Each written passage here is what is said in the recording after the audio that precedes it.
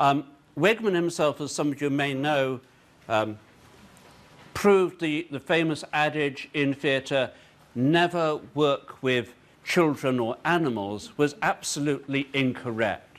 And he became famous not so much for making these actually quite extraordinary videos, but for working with his dog, Man Ray, and he developed a fairly extensive career of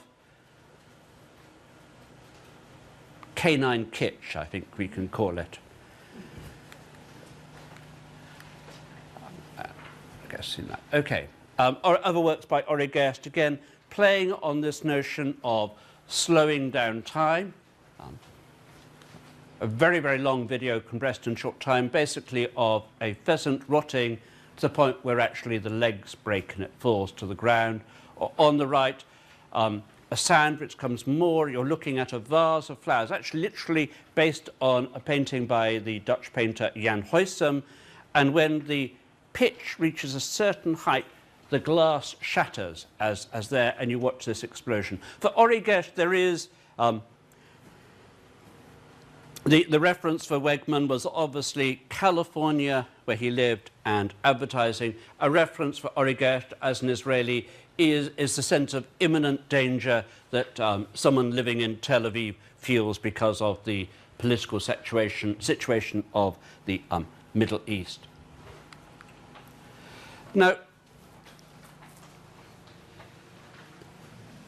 I think what I want to say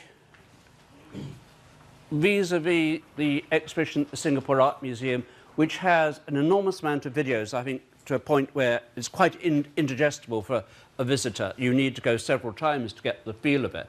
5 or 6 videos and you've had enough.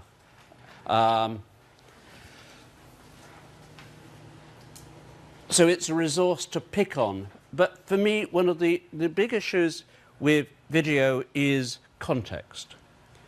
And one thing that has happened over the years is the arrival not just of high definition, better quality video, not even the notion that video art can be an art form in itself, quite separate from TV or whatever, but the notion of the video installation, where you go into a context where video has been provided in terms of projection, maybe objects, maybe other sounds, split screens, all around screens, whatever.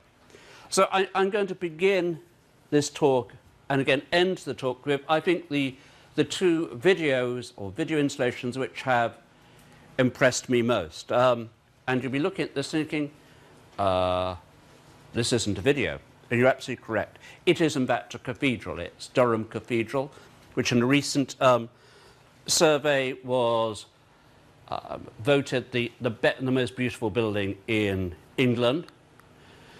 And I went there with a group of students. We were driving around the north of England, going to galleries, and we went to the museum, which has these extraordinary Romanesque or Norman columns with this dog-tooth design everywhere.